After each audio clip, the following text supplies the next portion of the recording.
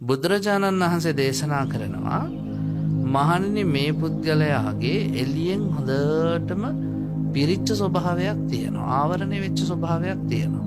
අර කැටයන් කපලා සායම් ගාලා වගේ හරි ලස්සනක් පේනවා. දැක්කහම හැමෝටම හිත යනවා. හැබැයි එහෙම හිත ගියාට පින්වත්නි එයාගේ ජීවිතේ ඇතුළ හිස්. ඇතුළ හිස් කියන්නේ එයා මේ සසර ගැන මොකවත් අවබෝධයක් නැහැ. ලෝකයේ දුක මත පිහිටියාය කියලා අවබෝධයක් නැහැ. දුකට හේතුව තණ්හාවයි කියලා කිසිම අදහසක් නැහැ. තණ්හාව නැති කරොත් දුක නැති වෙයි කියලා එයාට එහෙම බලාපොරොත්තු නැහැ. සහ තණ්හාව මේ දුක නැති කිරීමේ මාර්ගය ආර්ය අෂ්ටාංගික මාර්ගයයි කියන චතුරාර්ය සත්‍ය පිළිබඳව කිසිම දැනීමක් නැහැ. අපි කියන්නේ උපන්නාට මේලෝ වැනෙනවා විනා එහෙම ජීවත් වෙනවා. දැන් අද ලෝකේ ගොඩාක් මිනිස්සු වෙලා ඉපදිලා මොකද කරන්නේ පිළිබඳ? හොඳට කනවා. නේද? උදේ ඉඳන් රැ වෙනකම් කන එක නම් කරනවා නියමෙට. බලන්නකො ලංකාවේ එළියට බෑලා ගියාම නගරයක ටවුන් එකක වැඩිපුරම තියෙන මොනවද? කෑම කඩ. චයිනීස් කියනවා, ඉන්දියන් කියනවා, ඉතාලියන් කියනවා. එක එක ජාතියව කන්න තියෙනවා. මිනිස්සු දිව පිනවන්න හරි ආස එපා කියන එක නෙමෙයි කියන්නේ. දැන් සමහරුන්ට හිතෙන්න පුළුවන් මේ හාමුදුරුවෝ අපි කනවටත් කියවනවනේ කියලා. එහෙම එකක් නෙමෙයි කන්න. හැබැයි ආහාරයේ පමණ දැනගෙන ඇයි මම මේ කෑම ටික කන්නේ කියන එක අවබෝධ කරගෙන. මොකද යථාර්ථය තේරුම් ගන්න එපා පිළිම. කොච්චර ලස්සන වුණත්, කොච්චර වටිනා වුණත්, කොච්චර සුන්දර වුණත් පැය 12ක් යන්න කලින් ඒ ටිකට වෙන දේ අපිට පේනවනේ. නේද? බුදුරජාණන් වහන්සේ දේශනා කරන්නේ ආහාර ටික දන්නේ මොකටද කියන එක සිහි නුවණින් යුක්තව මෙනෙහි කරන්න. මිනිසුන්ට වැඩිපුරම තියෙන කෑම කඩ. ඊළඟට මොනවද තියෙන්නේ ලංකාවේ වැඩිපුර? ෆාමසි. මේවෙන් කාලා ලෙඩ වුණාම බේත් ගන්න වරිලා කියලා කෑම කඩයි ෆාමසි ඕන තරම් තියෙනවා. මිනිස්සු හිතන් ඉන්නවා ජීවත් වෙන්නෙම කන්න. තව සමහරලාට පිරිමියෙම හිතන් ඉන්නනේ ජීවත් වෙන්නේ බොණ්ඩ. බීලා මැරිලා යන්න උත්සාහ කරනවා.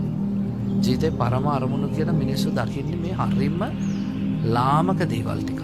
ඒගොල්ලෝ හිතනවා පොඩ්ඩක් සතුටු වෙන්න නම් විනෝද වෙන්න නම් ටිකක් බොන්න ඕනේ. ඊළඟට මිනිස්සු සතුටු වෙන්න මොකද කරන්නේ? කනවා බොනවට අමතරව කොයි හරි යනවා විවේකීව ඉන්නවා රෙස්ට් එකක් ගන්න ඕනේ නුවරඑළිය යන්න ඕනේ නේද? වැකේෂන් එකට කොයි හරි යන්න ඕනේ. එහෙමනේ. කමන්නේ ඒකත් හොඳයි රෙස්ට් කරනවා. ඊළඟට මිනිස්සු ජීවිතේ සතුටින් ඉන්න කියලා අවසානයේ කරන්නේ මොකද්ද? කසාදයක් බඳලා ළමයි හදනවා. නේද? ඕකනේ මිනිස්සුගේ සතුට කියන්නේ. කාලා බීලා හොඳට නිදාගෙන පැටව ගහලා මැරිලා යනවා. eating, drinking, sleeping and having sex.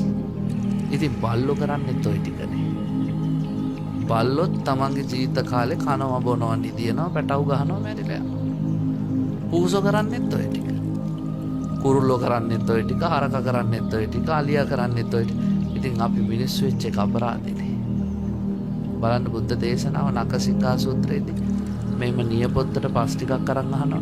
නියපොත්තේ පස්ද වැඩි, මහ පොළොවේ පස්ද වැඩි? දැන් අපිට බැලුමට තේරෙනවා මේක නිකන් වැඩකට නැති ප්‍රශ්නයක් කියලා.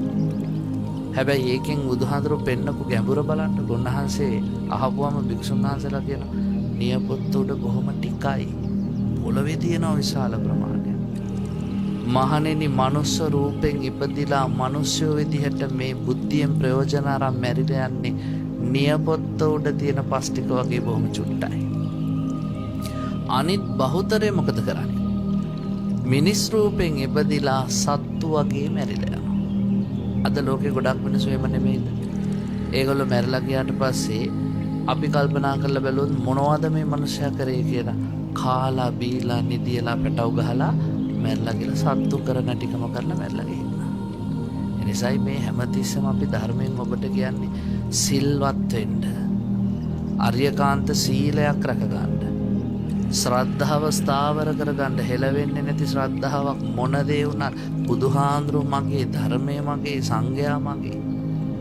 ඊළඟට ඔය ඇත්ත හොඳට ගුණයක් මත පිහිටන්න. අනුන්ගේ ගුණ මකන්න යන්න එපා. තමන්ගේ ගුණය වැඩි කරගෙන අනිත් අයගේ ගුණ දකින්න. මෛත්‍රියෙන්, කරුණාවෙන්, මුදිතාවෙන්, උපේක්ඛාවෙන් හදවත පුරව ගන්න. හිත හැමතිස්සෙම සමාධියකට පත් කරගන්න, සමාධියක් වඩන්න. ඒ අතරතුරේ පුල්පිමත්නේ අනිත්‍ය සංඥාවට හිත නැඹුරු කරලා විදර්ශනාවත් වටලා මේ සසරින් එතර වෙන්න අදිෂ්ඨාන ඔය ටික ඇතුලේ හැදෙන්නේ නැත්නම් ඒ ජීවිතෙන් වැඩන්නේ.